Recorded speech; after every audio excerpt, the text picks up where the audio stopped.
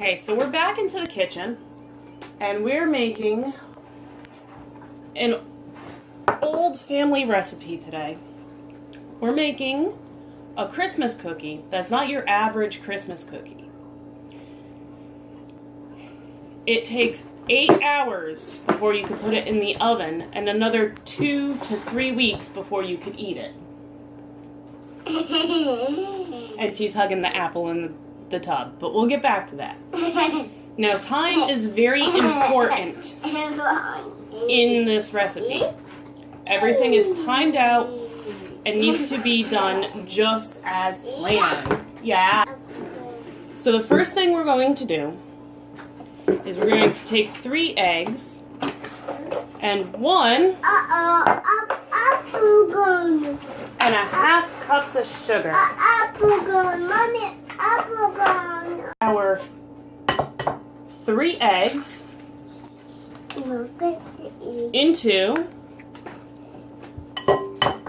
the mixing bowl. Anna, don't lose that spoon on me. That's very important to this recipe. Okay? I typically break the yolks, but you don't have to. Don't worry about that.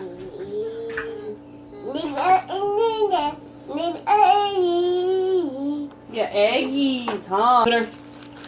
We put our 3 eggs in a bowl, and now we're going to put 1.5 cups of confectionery or powdered sugar.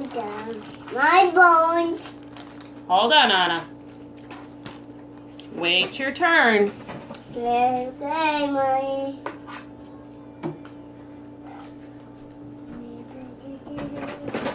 Now, like I said before, this is a time-sensitive recipe. So all the times given in the recipe are very important to achieve the end goal. Come on, Mommy. There you go.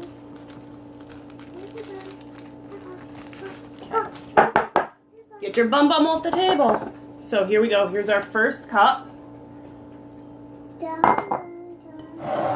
And so that you can see, I'm just sifting it into the bowl, because that's what you do with powdered sugar right over the eggs. I'm not mixing it yet. I'm going to get to that in a minute. Okay. Now, I'm going to get the 1/2 cup of sugar. And I'm going to do the same thing. I'm going to sift it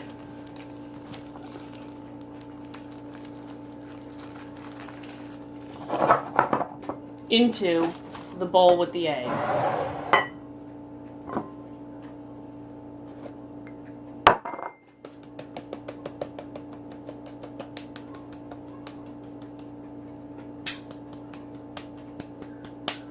And this gets rid of all the clumps. Ah, no.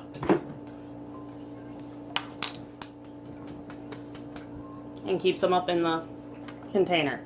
Now, this is a very important part, and you're going to want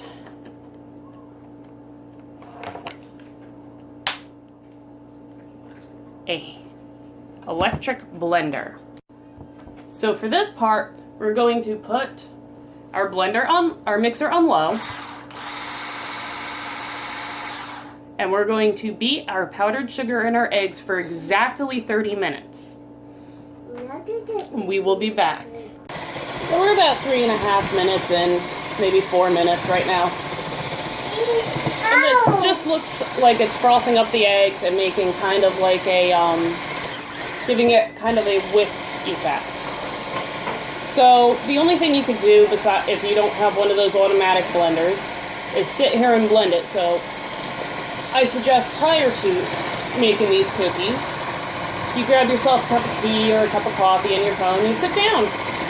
You're not going anywhere for 30 minutes. Now that we've beaten our eggs and confectionery sugar for 30 minutes, allowing all of this extra air and fluff to get into it, this is what it looks like. It is now time to add 1 teaspoon of crushed anise seed and 2 cups of all-purpose flour. However, we do not want to overmix it. We simply want to blend it well. As I do not have a mortar and pestle, I use this pepper grinder that was not being used for anything. Pardon the splatter from mixing the confectionery sugar. And I put about 1.5 teaspoons of anise seed in here. And I'm going to grind it into a bowl, measure it out in the spoon, and add it to the dough.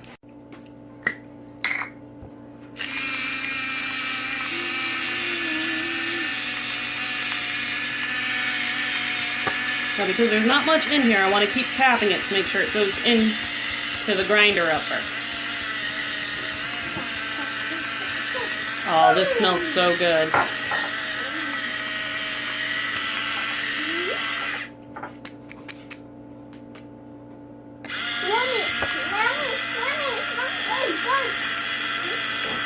This smells so good. Is that cheese good? Okay. Uh-huh.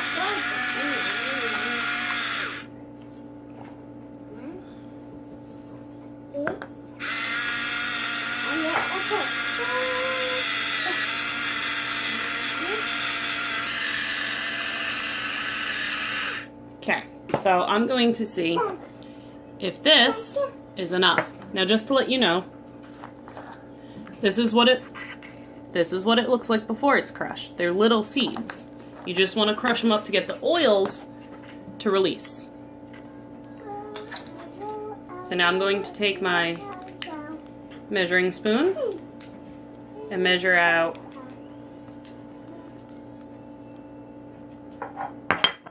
1 teaspoon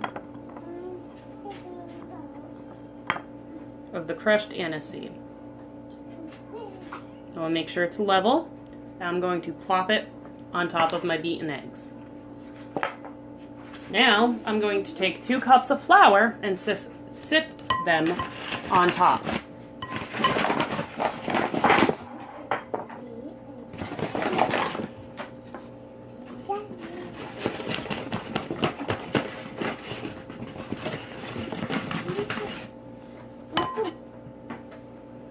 One.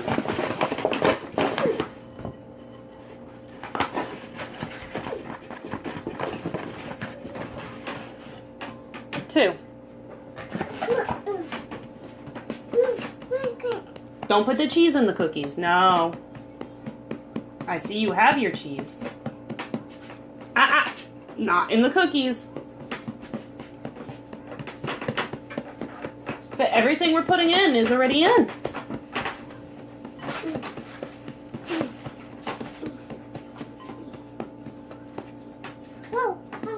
Oh, careful, you don't want to fall. You want to stand on the chair behind me, you got to stand on the chair, not the edge of the chair. Just going to sift them up on top, and we're going to give them a quick blend to make sure they're all blended together.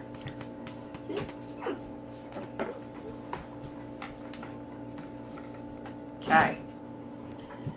Now I got to show you this. See how the flour is just crusting in there? Okay. We're just going to blend it real quick.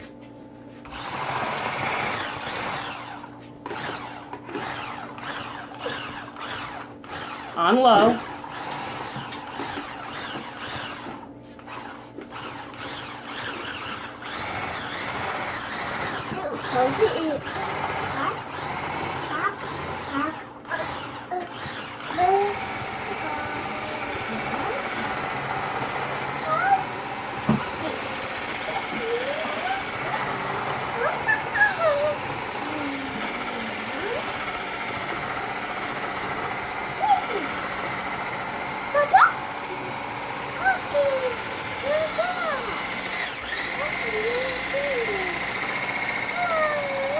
Yeah, that's Mommy's tea.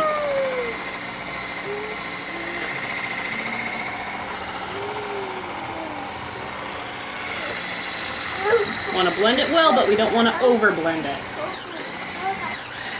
So we're not going to sit here and blend it. Once it's all blended together,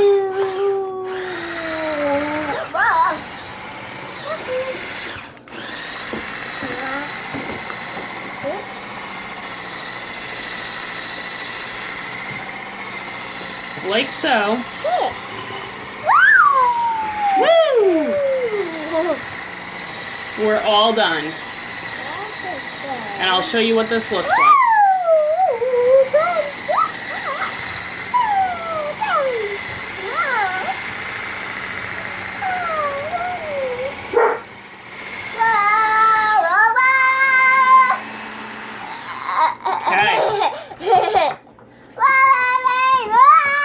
Now I just got this all over me. Woo!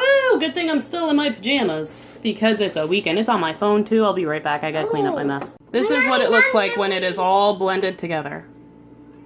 So this part is easy. We take our baking sheet, grease it, and then we take our cookies, however much we want on each cookie, and we just let it drop off of the spoon.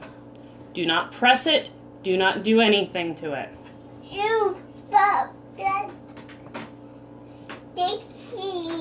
And once this is done, we're going to sprinkle the top of it with nonpareils or whatever colored sprinkles you want. Again, do not press them down. Just let them drop off of the spoon. This is the most agonizing part. This takes longer than beating the eggs. And then what takes even longer is we're going to cover them with wax paper and we're going to let them sit at room... Yeah, cookies, yeah. We're going to let them sit at room temperature for 8 hours after this. And then we're going to bake them.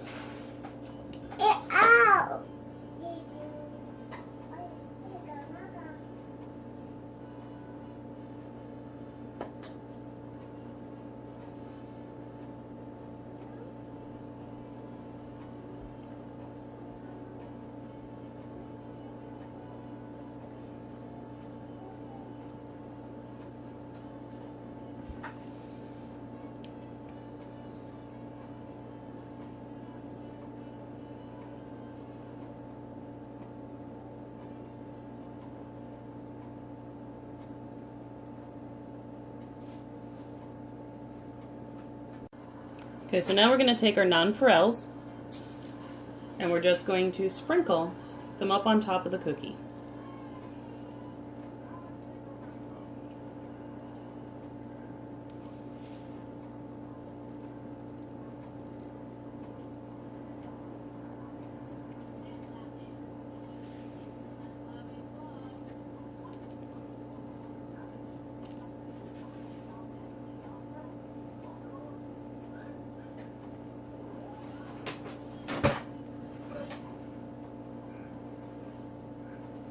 You can put as much or as little as you want. You could use any sprinkles you want. It's just, but just because I keep them all the same doesn't mean you guys have to. This is just how I like them. Now we'll be back in 8 hours to put them in the oven. Until then, hang tight. Okay, so these cookies have been sitting for 8 hours, and this is what they did. Underneath is the same thing. This is what the cookies did. So now, we are waiting for the oven to preheat to 350 degrees. Once the oven preheats to 350 degrees, we will add our cookies in and cook them for 15 minutes.